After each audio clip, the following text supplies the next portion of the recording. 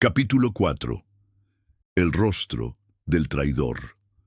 La oscuridad de la noche había cubierto la ciudad como un manto, pero la luz de las farolas titilaba con una energía errática, como si también estuviera atrapada en una red invisible. Ezequiel caminaba sin rumbo fijo por las calles empapadas, sintiendo el peso de los secretos que había comenzado a descubrir. Cada vez que pensaba que estaba cerca de la verdad, algo nuevo aparecía, algo más oscuro, más peligroso, un detalle que desestabilizaba todo lo que pensaba saber. El cuaderno de Irene seguía siendo su única fuente de información tangible, pero la naturaleza fragmentada de sus escritos dejaba más preguntas que respuestas. Cada página era un eco, un reflejo de sus pensamientos antes de desaparecer. En las últimas notas se leía algo aún más desconcertante. Ellos nos observan y ahora somos parte del ciclo. Hemos jugado su juego. La paranoia se apoderaba de Ezequiel mientras la frase retumbaba en su mente. La sensación de estar siendo vigilado nunca lo había dejado, pero ahora la presencia era más palpable que nunca. Se sentía como un peón en un juego de ajedrez, donde cada movimiento era monitoreado y las jugadas eran predecibles, pero al mismo tiempo incontrolables. De repente, su teléfono vibró en su bolsillo. Era un mensaje anónimo, sin remitente. El texto era corto y críptico. El traidor está más cerca de lo que imaginas. Ezequiel frunció el ceño. Sabía que alguien estaba siguiéndolo, pero la sensación de traición se instaló en su pecho como un nudo. ¿Podría ser que alguien de su círculo cercano estuviera involucrado? ¿Quién podría estar manipulando las piezas sin que él lo supiera? La pregunta lo carcomía desde adentro. Decidió ir a casa, a su apartamento en el centro de la ciudad. Sin embargo, al llegar, se encontró con una escena que lo heló por completo. La puerta de su apartamento estaba entreabierta. No recordaba haberla dejado así. Avanzó con cautela, sintiendo cómo su respiración se volvía cada vez más errática. Sabía que algo no estaba bien. Entró, pero la casa estaba vacía. Sin embargo, el aire estaba cargado con una extraña energía, como si alguien hubiera estado allí recientemente. La mesa donde solía trabajar estaba desordenada. Las carpetas y papeles se habían desplazado, pero no había nada que indicara un robo. Algo más profundo, más oscuro, estaba ocurriendo. Al acercarse a su escritorio, Ezequiel notó que uno de sus archivos había sido alterado. Un pequeño sobresellado descansaba sobre el montón de documentos. Al abrirlo, encontró una fotografía antigua. La imagen mostraba a un grupo de personas reunidas alrededor de una mesa en lo que parecía ser una ceremonia secreta. Pero lo que más le llamó la atención fue que entre los presentes había una figura familiar.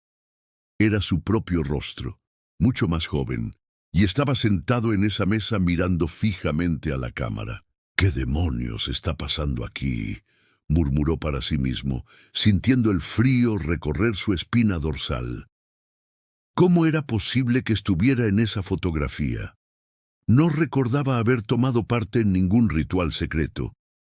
¿Era todo una mentira? ¿O estaba perdiendo la cordura? De repente, la puerta de su apartamento se cerró con fuerza, un golpe seco que resonó en la quietud de la habitación. Ezequiel giró, y la figura que apareció en la entrada lo paralizó. Un hombre, alto, delgado, con un rostro conocido pero inexplicablemente distante. Tenía los ojos fríos, vacíos, como si todo rastro de humanidad hubiera desaparecido. «Lo sabía», dijo la figura con una voz grave, resonante. «Sabía que llegarías a este punto, Ezequiel.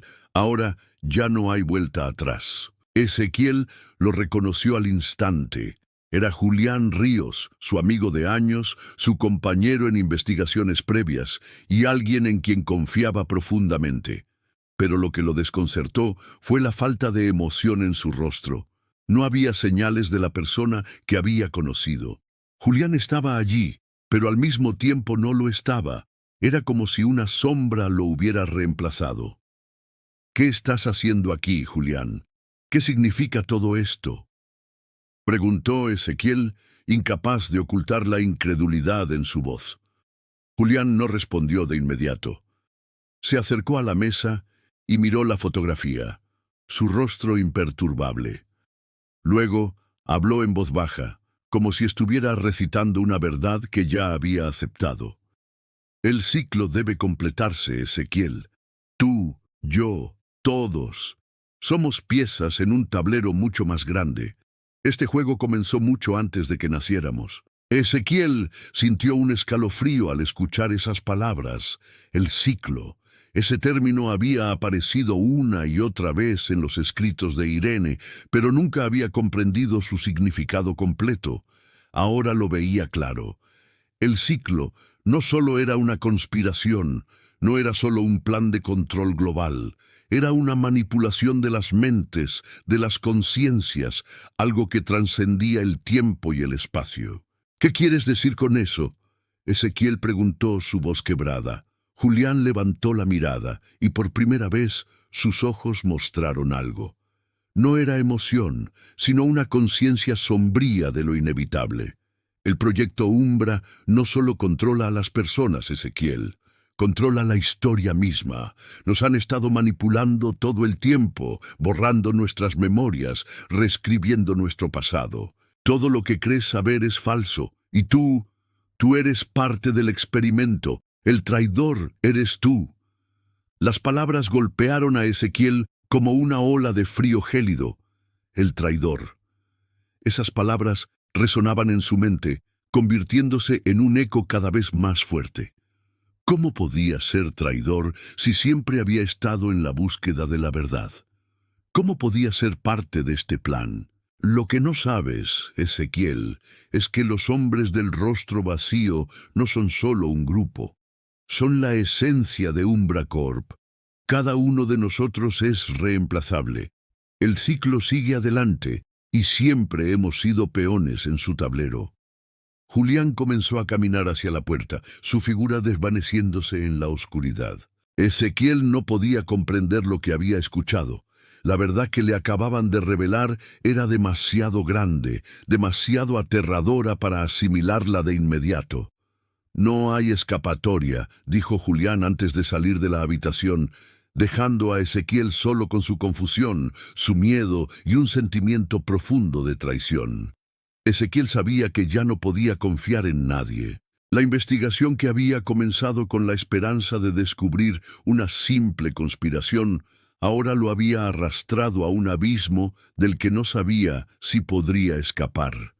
Y lo peor de todo era que se estaba dando cuenta de que tal vez nunca haya sido realmente libre. Tal vez nunca haya tenido control sobre su propia historia.